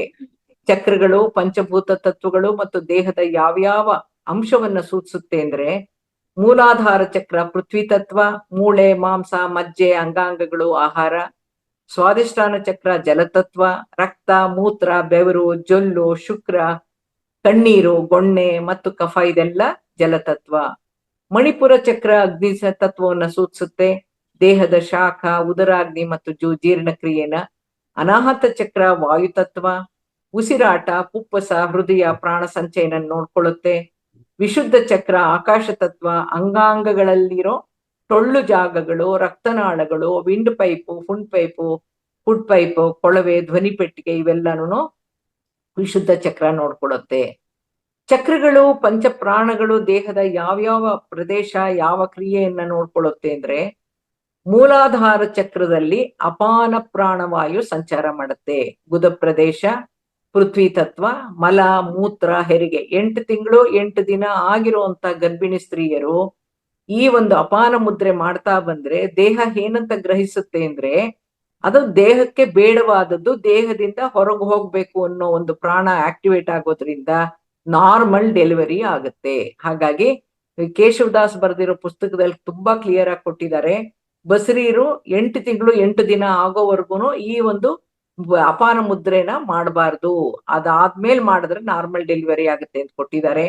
ಸ್ವಾದಿಷ್ಠಾನ ಚಕ್ರ ವ್ಯಾನ ಪ್ರಾಣ ಸಂಚಾರ ಮಾಡುತ್ತೆ, ಸಂಪೂರ್ಣ ದೇಹ, ಜಲ ಮತ್ತು ರಕ್ತ ಪರಿಚಲನೆ ನರಮಂಡಲ ನೋಡ್ಕೊಳ್ಳುತ್ತೆ. ಮಣಿಪುರ ಚಕ್ರ ಸಮಾನ ಪ್ರಾಣವಾಯು ನಾಭಿ ಪ್ರದೇಶದಲ್ಲಿ ಜೀರ್ಣಕ್ರಿಯೆ ನೋಡ್ಕೊಳ್ಳುತ್ತೆ. ಜೊತೆಗೆ ವಾತ, ಪಿತ್ತ, ಕಫ ಏನಿದೆಯೋ ಅದನ್ನ ಅದೇ ಬ್ಯಾಲೆನ್ಸ್ ಮಾಡ್ಕೊಳ್ಳುತ್ತೆ. ಅನಾಹತ ಚಕ್ರದಲ್ಲಿ ಪ್ರಾಣವಾಯು ಸಂಚಾರ ಮಾಡುತ್ತೆ, ಹೃದಯ ಪ್ರದೇಶದಲ್ಲಿ ವಾಯು, ಹೃದಯ, ಪುಪ್ಪಸ, ಆಮ್ಲಜನಕನ ದೇಹಕ್ಕೆ ಬ್ರೈನ್ಗೆ ಮುಟ್ಟಿಸುತ್ತೆ. ವಿಶುದ್ಧ ಚಕ್ರ ಉದಾನ ಪ್ರಾಣ ಕಂಠ ಶಿರಸ್ಸಿನಲ್ಲಿರುತ್ತೆ.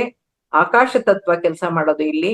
ಅನ್ನನಾಳ, ಉಸಿರಿನ ಕೊಳವೆ, ಧ್ವನಿ ಇಂದ್ರಿಯಗಳು ಕೆಲಸ ಮಾಡೋದು ನೋಡ್ಕೊಳ್ಳುತ್ತೆ.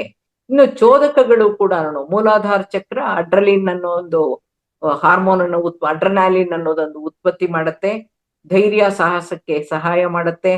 ಸ್ವಾದಿಷ್ಠಾನ ಚಕ್ರದಲ್ಲಿ ಗೊನಾಡ್ಸ್ ಅನ್ನುವಂತ ಇದಿದೆ, ಗ್ಲ್ಯಾಂಡ್ಸ್ ಇದೆ, ಎಂಡೋಕ್ರೈನ್ ಗ್ಲ್ಯಾಂಡ್ ಇದೆ. ಈಸ್ಟ್ರೋಜನ್ ಮತ್ತು ಟೆಸ್ಟೋಸ್ಟಿರಾನ್ ಉತ್ಪತ್ತಿ ಮಾಡುತ್ತೆ, ಸೃಷ್ಟಿ ಮಕ್ಕಳು ಹುಟ್ಟಿಸಕ್ಕೆ ಅವಕಾಶ ಮಾಡಿಕೊಡುತ್ತದು. ಮಣಿಪುರ ಚಕ್ರದಲ್ಲಿ ಪ್ಯಾನ್ಕ್ರಿಯಾಸ್ ಅನ್ನೋ ಒಂದು ಇದಿದೆ, ಎಂಡೋಕ್ರೈನ್ ಗ್ಲ್ಯಾಂಡ್ ಇದೆ, ಇನ್ಸುಲಿನ್ ಉತ್ಪತ್ತಿ ಮಾಡುತ್ತೆ. ಅದು ನಾವು ಆಹಾರ ಸೇವಿಸೋದ್ರಲ್ಲಿ ಇರೋ ಸಕ್ಕರೆ ಅಂಶವನ್ನ ಎನರ್ಜಿಯಾಗಿ ಕನ್ವರ್ಟ್ ಮಾಡುತ್ತೆ. ಅನಾಹತ ಚಕ್ರ ಥೈಮಸ್ ಅನ್ನೋ ಒಂದು ಗ್ಲ್ಯಾಂಡ್ಸ್ಗೆ ಥೈಮೋಸಿನ್ ಅನ್ನೋ ಒಂದು ಉತ್ಪತ್ತಿ ಮಾಡುತ್ತೆ ಹಾರ್ಮೋನ್ ಅನ್ನ. ಅಪ್ ಟು ಪ್ಯೂಬರ್ಟಿ, ಮಕ್ಕಳು ಮೆಚೂರ್ ಆಗೋವರೆಗೂ ಈ ಒಂದು ಥೈಮಸ್ ಗ್ಲ್ಯಾಂಡ್ಸ್ ಕೆಲಸ ಮಾಡುತ್ತೆ. ವಿಶುದ್ಧ ಚಕ್ರದಲ್ಲಿ ಥೈರಾಯ್ಡ್ ಅಂತ ಥೈರಾಕ್ಸಿನ್ ಅನ್ನೋ ಒಂದು ಹಾರ್ಮೋನ್ ಉತ್ಪತ್ತಿ ಮಾಡುತ್ತೆ, ದೇಹದ ಮೆಟಬಾಲಿಸಮ್ ಅನ್ನ ನೋಡ್ಕೊಳ್ಳುತ್ತೆ. ಆಜ್ಞಾ ಚಕ್ರ pituitary glands prolactin, oxytocin, beta endorphin ಅನ್ನುವಂತ ಹಾರ್ಮೋನ್ಸ್ ಅನ್ನು ಉತ್ಪತ್ತಿ ಮಾಡುತ್ತೆ. ಸಹಸ್ರಾರ ಚಕ್ರದಲ್ಲಿ ಪೀನಿಯಲ್ ಗ್ರಂಥಿ ಮೆಲಟೋನಿನ್ ಉತ್ಪತ್ತಿ ಮಾಡುತ್ತೆ, ಸೆರೆಟೋನಿನ್ ಉತ್ಪತ್ತಿ ಮಾಡುತ್ತೆ. ಅದು ನಿದ್ರೆಗೆ ಬಯೋಲಾಜಿಕಲ್ ಕ್ಲಾಕ್ ಆದ್ರಿಂದ ಜೈವಿಕ ಗಡಿಯಾರವಾಗಿ ಕೆಲಸ ಮಾಡುತ್ತೆ. ನಮ್ಮ ಗುರುಗಳಾದ ಪತ್ರಿ ಸರ್ ಹೇಳಿದ್ದಾರೆ, ಧ್ಯಾನದಿಂದ ತಲೆನೋವಿನಿಂದ ಹಿಡಿದು ಕ್ಯಾನ್ಸರ್ ವರ್ಗೂ ವಾಸಿ ಆಗುತ್ತೆ ಅಂತ. ಹಾಗೇನೆ ಮುದ್ರಾ ಪ್ರಾಣಾಯಾಮ ಅಭ್ಯಾಸದ ಮೂಲಕ ಸಣ್ಣ ಕಿವಿ ನೋವಿಂದ ಹಿಡಿದು ಹೃದಯಾಘಾತದವರೆಗೂ ಕೂಡ ಸರಿಪಡಿಸ್ಕೊಳ್ಬಹುದು. ಕಿವಿ ನೋವಿಗೆ ಶೂನ್ಯ ಮುದ್ರೆ, ಮೂತ್ರದ ಸೋಂಕಿಗೆ ಮಲಬದ್ಧತೆಗೆ ಅಪಾನ ಮುದ್ರೆ, ಅಲರ್ಜಿಗೆ ಮೂತ್ರಾಶಯ ಮುದ್ರೆ, ಹೃದಯದ ತೊಂದರೆಗೆ ಅಪಾನ ವಾಯು ಮುದ್ರೆ. ಇದು ಅಪಾನ ಮುದ್ರೆ. ಅಪಾನ ವಾಯು ಮುದ್ರೆ ಅಂದ್ರೆ ಈ ತರ ಇಟ್ಕೊಂಡ್ರೆ ಹಾರ್ಟ್ ನ ಪ್ರೊಟೆಕ್ಟ್ ಮಾಡುತ್ತೆ. ಮುದ್ರೆಗಳ ಬಗ್ಗೆ ನಮ್ಗೆ ಬರೀ ಮಾಹಿತಿ ತಗೊಂಡ್ರೆ ಸಾಲದು, ಅದನ್ನ ನಾವು ಅಭ್ಯಾಸ ಮಾಡ್ದಲ್ಲಿ ಇಟ್ಕೋಬೇಕು. ಈಗ ಈಸಿಯಾಗಿ ಹೇಳ್ಕೊಡೋದಾದ್ರೆ ಸಿಂಗಲ್ ಫಿಂಗರ್ ಟಿಪ್ಸ್ ಅಂತ ಫೆದರ್ ಟಚ್ ಅಂದ್ರೆ ಸುಮ್ಮನೆ ಟಚ್ ಮಾಡೋಂಥದ್ದು. ಇದು ಚಿನ್ಮುದ್ರಾ, ಇದು ಆಕಾಶ ಮುದ್ರಾ, ಇದು ಪೃಥ್ವಿ ಮುದ್ರಾ, ಇದು ವರುಣ ಮುದ್ರಾ. ಅದೇ ತರ ಜಲೋದರ ನಾಶಕ ಯಾವ್ದು ಈಗ ಒಂದ್ ಕಡೆಯಿಂದ ಮಾಡ್ಕೊಂಡ್ ಬರ್ತೀವಲ್ಲ ಅಲ್ಲಿಂದಾನೆ ವಾಪಸ್ ಮಡಚ್ಬಿಟ್ಟು ಅಗ್ನಿ ಕೆಳಗಡೆ ಹಾಕಿ ಮಾಡಿದ್ರೆ ಜಲೋಧರ ನಾಶಕ ಮುದ್ರಾ, ಸೂರ್ಯ ಮುದ್ರಾ, ಶೂನ್ಯ ಮುದ್ರಾ, ವಾಯು ಮುದ್ರಾ. ಜಲೋಧರ ನಾಶಕ ಮುದ್ರದಲ್ಲಿ ನೀರು ಕಡಿಮೆ ಆಗುತ್ತೆ. ಈಗ ತುಂಬಾ ಅತಿಯಾಗಿ ಬೆವರ್ತಾ ಇದ್ರೆ, ನೀರಿನ ಅಂಶ ಹೊರಟೋಗ್ತಾ ಇದ್ರೆ ನಿಲ್ಲಿಸಕ್ಕೆ ಜಲೋಧರ ನಾಶಕ. ಮೈಯಲ್ಲಿ ಕೊಬ್ಬು, ಕೊಲೆಸ್ಟ್ರಾಲ್ ಜಾಸ್ತಿ ಇದ್ರೆ ಸೂರ್ಯ ಮುದ್ರೆ ಮಾಡಿದ್ರೆ ಅಗ್ನಿ ಜಾಸ್ತಿ ಉತ್ಪತ್ತಿಯಾಗಿ ಎಕ್ಸ್ಟ್ರಾ ಕೊಲೆಸ್ಟ್ರಾಲ್ ಎಲ್ಲ ಹೋಗುತ್ತೆ. ಕಿವಿ ತಲೆ ತಿರುಗುವಂತವ್ರಿಗಿದ್ರೆ, ಗಿಡ್ಡಿನೆಸ್ ಇದ್ರೆ, ಕಿವಿದೇನಾರ ತೊಂದರೆ ಇದ್ರೆ ಶೂನ್ಯ ಮುದ್ರೆ ಮಾಡ್ಬೋದು. ವಾಯು ಮುದ್ರೆ ಅಂದ್ರೆ ದೇಹದಲ್ಲಿ ಎಲ್ಲೇ ನೋವಿದ್ರು ಕೂಡ ವಾಯು ಮುದ್ರೆ ಮಾಡ್ಬೋದು. ಹಾಗಾಗಿ ಪ್ರಾಣ ಮುದ್ರೆಗಳಲ್ಲೂ ನಾನು ಹೆಂಗ್ ಹೇಳ್ಕೊಟ್ಟಿದ್ದೀನಿ ನಮ್ ಧ್ಯಾನ ಕೇಂದ್ರ ಯೋಗ ಕೇಂದ್ರದಲ್ಲಿ ಅಂದ್ರೆ ಅದೇ ಬೆಟ್ಟಗಳ ಆರ್ಡ್ರಲ್ಲೇ ಹೋಗಿ ಅಂತ. ಇದು ವ್ಯಾನ ಮುದ್ರೆ, ಇದು ಅಪಾನ ಮುದ್ರೆ, ಇದು ಉದಾನ ಮುದ್ರೆ, ಇದು ಸಮಾನ ಮುದ್ರೆ, ಇದು ಉದಾನ ಮುದ್ರೆ, ಸಮಾನ ಮುದ್ರೆ. ಹಂಗಾಗಿ ಒಂದ್ ಕಡೆಯಿಂದ ಒಂದ್ ಬೆಟ್ಟು ಸೇರ್ಸೋದು, ಇನ್ನೊಂದ್ ಬೆಟ್ಟು ಬಿಡ್ತಾ ಬಂದ್ರೆ 5 ಮುದ್ರೆಗಳು ಕೂಡ ಪಂಚ ಪ್ರಾಣ ಮುದ್ರೆಗಳು ಆಗೋಗುತ್ತೆ. ಹೃದಯಘಾತ ತಪ್ಸಕ್ಕೆ ಅಪಾನ ವಾಯು ಮುದ್ರೆ ಅಂತ ತೋರಿಸ್ತೆ. ಅದು ಸಾರ್ಬಿಟ್ರೇಟ್ ಅನ್ನೋ ಮಾತ್ರೆನ ನಾಲ್ಗೆ ಕೆಳಗೆ ಇಟ್ಕೊಳಕ್ ಕೊಡ್ತಾರಲ್ಲ, ಅದೇನ್ ಕೆಲಸ ಮಾಡುತ್ತೋ ಅದೇ ಕೆಲಸನ ಅಪಾನ ವಾಯು ಮುದ್ರೆ ಬರುತ್ತೆ. ಈಗ ಧ್ಯಾನ ಮುದ್ರೆಗಳ ಬಗ್ಗೆ ತಿಳ್ಕೊಳ್ಳೋಣ. ಭೈರವ ಮುದ್ರೆ, ಭೈರವಿ ಮುದ್ರೆ, ಜ್ಞಾನ ಮುದ್ರೆ, ಹಾಕಿನಿ ಮುದ್ರೆ, ಉಷಸ್ ಮುದ್ರೆ ಅಂತ ಧ್ಯಾನ ಮುದ್ರೆಗಳು 5 ಮುದ್ರೆ ಇದೆ. ಭೈರವ ಮುದ್ರೆ ಅಂತಂದ್ರೆ ಬಲಗೈ ಎಡಗೈ ಅಂಗೈ ಮೇಲೆ ಇಟ್ಕೊಳ್ಳೋ ಅಂತದ್ದು. ಬುದ್ಧನ ಧ್ಯಾನ ಮುದ್ರೆ ಅಂತಾರೆ, ವ್ಯಾಸ ಮಹರ್ಷಿಗಳ ತಪೋ ಮುದ್ರೆ ಅಂತಾರೆ. ಭೈರವಿ ಮುದ್ರೆ ಅಂದ್ರೆ ಎಡಗೈ ಅಂಗೈ, ಬಲಗೈ ಅಂಗೈ ಮೇಲೆ, ಎಡಗೈ ಮೇಲ್ ಬಂದ್ರೆ ಭೈರವಿ ಮುದ್ರೆ. ಜ್ಞಾನ ಮುದ್ರೆ ಅಂದ್ರೆ ಚಿನ್ ಮುದ್ರೆ. ಕೆಲವು ಕಡೆ ಈ ಮೊದಲನೇ ಗೀಟ್ ಇರುತ್ತಲ್ಲ ಅಲ್ಲೂ ಇಟ್ಕೊಳ್ಳೋದನ್ನು ಜ್ಞಾನ ಮುದ್ರೆ ಅಂತ ತೋರಿಸಿದ್ದಾರೆ, ಚಿನ್ ಮುದ್ರೆ ಅಂತ. ಟಚ್ ಮಾಡಿದ್ರು ಕೂಡ ಚಿನ್ ಮುದ್ರೆನೇನೆ. ಇದರಲ್ಲಿ ಅಗ್ನಿ ಮತ್ತು ವಾಯು ಮಾತ್ರ ಮುಟ್ಸುವಂತದ್ದು ಶಿವನ ಧ್ಯಾನ ಮುದ್ರೆ ಅಂತ ಕರೀತಾರೆ, ಭಗವಾನ್ ಶ್ರೀಕೃಷ್ಣನ ಧ್ಯಾನ ಮುದ್ರೆ ಅಂತ ಹೇಳ್ತಾರೆ. ಹಾಕಿನಿ ಮುದ್ರೆ ಅಂದ್ರೆ ಎಲ್ಲಾ ತುದಿಗಳನ್ನ ತುದಿ ಸೇರಿಸುವಂತದ್ದು, ಅದು ಕೂಡ ಧ್ಯಾನಕ್ಕೆ ಅಂತ. ನೆಕ್ಸ್ಟ್ ಮುದ್ರೆ ಇರೋದು ಉಷಸ್ ಮುದ್ರೆ. ನಮ್ಮ PSSM ನಲ್ಲಿ ಅಳವಡಿಸ್ಕೊಂಡಿರೋ ಧ್ಯಾನ ವಿಧಾನ ಆನಾಪಾನ ಸತಿ ಧ್ಯಾನ ಮುದ್ರೆ. ನಮ್ಮ ಧ್ಯಾನ ನಾವು ಅಳವಡಿಸ್ಕೊಂಡಿರೋ ಪದ್ಧತಿ ಆನಾಪಾನ ಸತಿ ಧ್ಯಾನ ಮುದ್ರೆ. ಉಷಸ್ ಮುದ್ರೆ ಎರಡೂ ಕೈನ ಬೆರಳುಗಳನ್ನ ಒಂದ್ರೊಳಗೊಂದು ಸೇರಿಸ್ಕೊಳ್ಳೋದೇನೆ ಉಷಸ್ ಮುದ್ರೆ. ಮುದ್ರಾ ಆಫ್ ಡಾನ್ ಅಂತ ಕರೀತಾರೆ ಅದನ್ನ. ಈ ಉಷಸ್ ಮುದ್ರೆ ಏನ್ ಮಾಡತ್ತೆ ನಮ್ಗೆ, ನಾವು ಅಳವಡಿಸ್ಕೊಂಡಿರೋ ಒಂದು ಮುದ್ರಾ ವಿಧಾನ ತುಂಬಾ ಚೆನ್ನಾಗಿದೆ ಅಂತ ಹೇಳಕ್ಕೆ, ಮಾನಸಿಕ ಆರೋಗ್ಯಕ್ಕೆ, ಆನಂದಕ್ಕೆ, ಹಾರ್ಮೋನ್ ಬ್ಯಾಲೆನ್ಸ್ಗೆ, ಸ್ಪಷ್ಟತೆಗೆ, ಎಡ ಮತ್ತು ಬಲ ಮೆದುಳಿನ ಸಮತೋಲನಕ್ಕೆ ಪೂರಕವಾಗಿದೆ. ಅರಿವು ಉತ್ಪತ್ತಿ ಮಾಡುತ್ತೆ, ಕಾನ್ಶಿಯಸ್ನೆಸ್ ಜಾಸ್ತಿ ಮಾಡುತ್ತೆ, ಪ್ರಜ್ಞೆ ಜಾಸ್ತಿ ಮಾಡುತ್ತೆ, ಆತ್ಮವಿಶ್ವಾಸ ಮೂಡುತ್ತೆ, PCOD PCOS ಸಮಸ್ಯೆಗಳಿಗೆ ಪರಿಹಾರವಾಗಿ ಕೆಲಸ ಮಾಡುತ್ತೆ. ಈ ಚಕ್ರಗಳನ್ನ ಶುದ್ಧೀಕರಿಸೋಕ್ಕೂ ಕೂಡ ಆಧ್ಯಾತ್ಮಿಕ ಮುದ್ರೆಗಳಿದೆ, ಅದನ್ನ ನಾನು ತಗೊಂಡಿಲ್ಲ. ಮುದ್ರಾ ನಿಯಮಗಳೇನು ಅಂತಂದ್ರೆ ಸಿಂಪಲ್ ಆಗಿ ನಾನು ಏನ್ ಹೇಳ್ಕೊಟ್ಟ, ಬರೀ 5 ಬೆಟ್ಟಲ್ಲಿ ಏನ್ ಮಾಡ್ಬೋದು ಅಷ್ಟು ಮಾಡೋದಾದ್ರೆ, ಯಾವ ಸಮಯದಲ್ಲಿ ಬೇಕಾದ್ರೂ ಎಲ್ಲಿ ಬೇಕಾದ್ರೂ ಮುದ್ರೆಗಳನ್ನ ಅಳವಡಿಸ್ಕೊಳ್ಬೋದು. ಯಾವ ಆಸನದಲ್ಲಿ ಕೂತಾದ್ರೂ ಮುದ್ರೆಗಳು ಮಾಡ್ಬೋದು. ಬೆಟ್ಟಿನ ತುದಿಗಳನ್ನ ಸ್ಪರ್ಶಿಸ್ಬೇಕೇ ಹೊರತು ಅದುಂಬಾರ್ದು, ಉಗುರ್ಗ್ ತಗಲ್ಬಾರ್ದು. ಒಂದೊಂದು ಮುದ್ರೆ ಜೊತೆ ಕನಿಷ್ಠ ಪಕ್ಷ 1 ನಿಮಿಷನಾದ್ರೂ ಪ್ರಾಣಾಯಾಮ ಮಾಡಿದ್ರೆ ಒಳ್ಳೇದು. ಎಲ್ಲಾ ಚಿಕಿತ್ಸಾ ಮುದ್ರೆಗಳು ಕೂಡ ಅಗ್ನಿ ಜೊತೆ, ಅಗ್ನಿ ಇಲ್ದೆ ಯಾವ ಮುದ್ರೆನೂ ಇಲ್ಲ. ಯಾವ ಮುದ್ರೆಯಲ್ಲಿ ಬೆರಳುಗಳು ಸಡಲವಾಗಿರ್ಬೇಕು, ಹೀಗೆ ಮುಕ್ಕೊಂಡು ಹಿಡ್ಕೋಬಾರ್ದು. ಮುದ್ರೆಗಳು ಯಾವ ಮುದ್ರೆಗೆ ಬೆರಳುಗಳು ಸೇರ್ಸಲ್ವೋ ಆ ಬೆಟ್ಟುಗಳು ನೇರವಾಗಿರ್ಬೇಕು.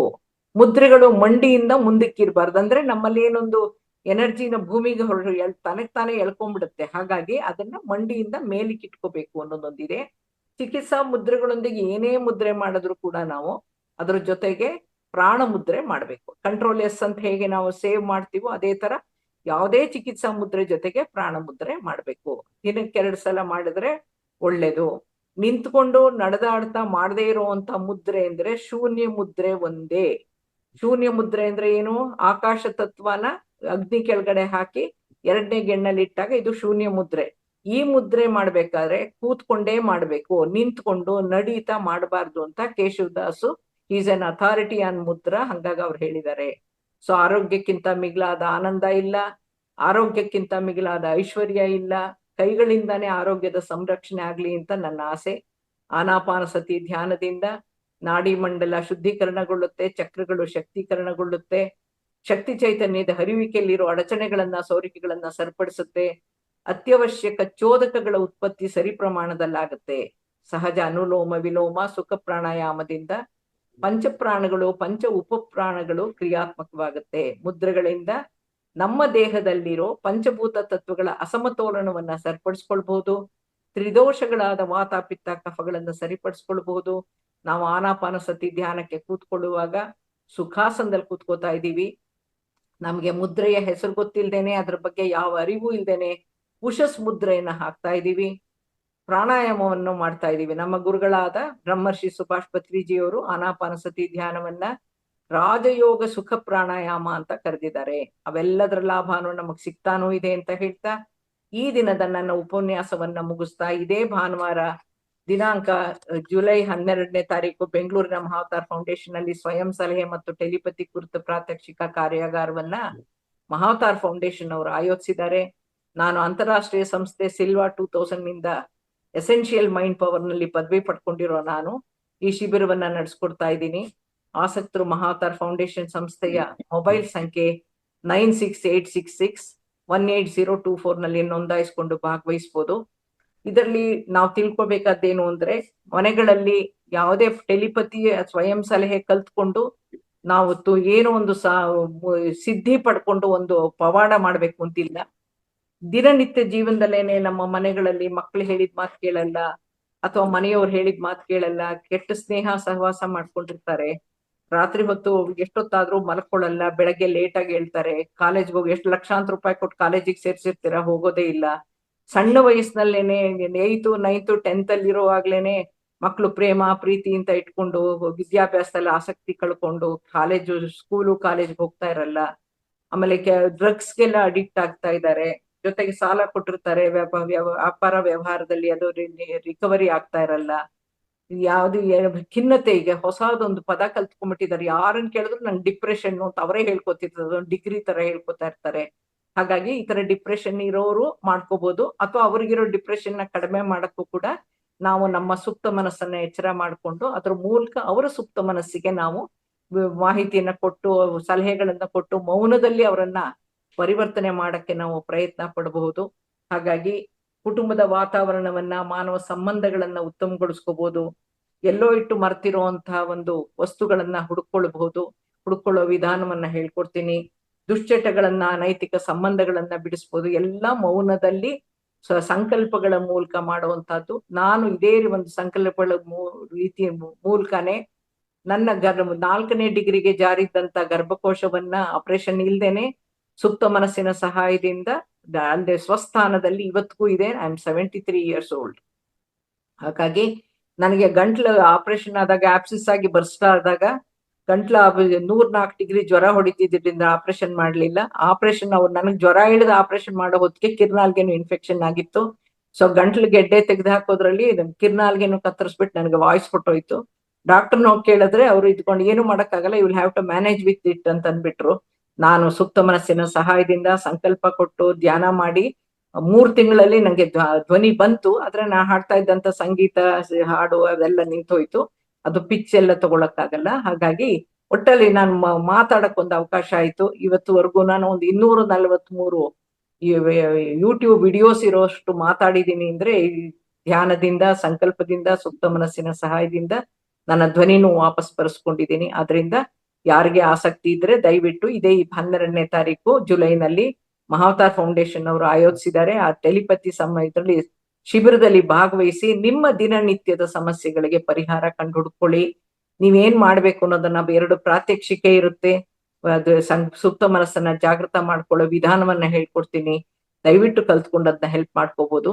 ಇದೇ ಜುಲೈ 11ನೇ ತಾರೀಕು 2ನೇ ಶನಿವಾರ ಬೆಂಗಳೂರಿನ ಇದೇ ಮಹಾವತಾರ್ ಫೌಂಡೇಶನ್ ಅಲ್ಲಿ ಬಲಮೆದುಳಿನ ಭಾಷೆ, ಬಳಕೆ ಮತ್ತು ಸಂಕೇತಗಳು ಕುರಿತು ಆಯೋಜಿಸಿರೋ ಪ್ರಾತ್ಯಕ್ಷಿಕ ಕಾರ್ಯಾಗಾರವನ್ನ ನಮ್ಮ ಮನೆಯವರಾದ ಡಾಕ್ಟರ್ CS ಕೃಷ್ಣಮೂರ್ತಿ ಅವರು ನಡೆಸ್ಕೊಡ್ತಾ ಇದ್ದಾರೆ. ಆಸಕ್ತರು ನೋಂದಾಯಿಸಿ ಅದರಲ್ಲೂ ಕೂಡ ಭಾಗವಹಿಸಿ ಎಷ್ಟೋ ಸಮಸ್ಯೆಗಳಿಗೆ ಪರಿಹಾರವನ್ನ ಕಂಡ್ಕೋಬಹುದು. ಟೆಲಿಪತಿ ಇದರಲ್ಲಿ ನಾನು ಒಂದು ಮುಖ್ಯವಾದ ವಿಚಾರ ಹೇಳಕ್ ಇಷ್ಟಪಡ್ತೀನಿ. ಕೋರ್ಟ್ ಕೇಸಸ್ ಏನಿರುತ್ತೋ ಅದನ್ನ ಬೇಗ ಸಾಲ್ವ್ ಮಾಡ್ಕೊಳ್ಳೋಕೆ ಹೆಲ್ಪ್ ಮಾಡಬಹುದು. ಅದನ್ನ ನಾನು 3-4 ಜನಕ್ಕೆ ಹೇಗ್ ಮಾಡೋದು ಅನ್ನೋದನ್ನ ಹೇಳ್ಕೊಟ್ಟಿದ್ದೀನಿ. ಕೇಸಸ್ ಡಿಸೈಡ್ ಆಗಿದೆ. ಅದರಿಂದ ನಮ್ಮ ದಿನನಿತ್ಯದ ಸಮಸ್ಯೆಗಳನ್ನ ಸಾಲ್ವ್ ಮಾಡ್ಕೊಳ್ಳೋಕೆ ನಾವು ಕಲ್ತ್ಕೊಳ್ಬಹುದೇ ಹೊರತು ಯಾವುದೇ ಸಿದ್ಧಿಗೋಸ್ಕರ ಅಲ್ಲ. ನಮ್ಮ ಸಮಸ್ಯೆ ನಾವೇ ಬಗೆಹರಿಸ್ಕೊಳ್ಳೋ ವಿಧಾನವನ್ನ ಕಲ್ತ್ಕೊಳ್ಳೋಣ ಅಂತ ನಾ ಹೇಳಿದ್ದೀನಿ. ಮುದ್ರಾ ವಿಜ್ಞಾನದ ಬಗ್ಗೆ ಇಷ್ಟು ವಿಚಾರಗಳನ್ನ ನಿಮ್ಮ ಹತ್ರ ಹಂಚ್ಕೊಳ್ಳಕ್ಕೆ ಅವಕಾಶ ಮಾಡಿಕೊಟ್ಟಂತ ಡಾಕ್ಟರ್ ರಂಗನಾಥ್ ಅವರಿಗೆ ಕೃತಜ್ಞತಾ ಪೂರ್ವಕವಾಗಿ ಧನ್ಯವಾದಗಳನ್ನ ಅರ್ಪಿಸ್ತಾ ಇಂದಿನ ಉಪನ್ಯಾಸವನ್ನ ಮುಗಿಸ್ತಾ ಇದ್ದೀನಿ. ಧನ್ಯವಾದಗಳು, ಧನ್ಯವಾದಗಳು, ಧನ್ಯವಾದಗಳು.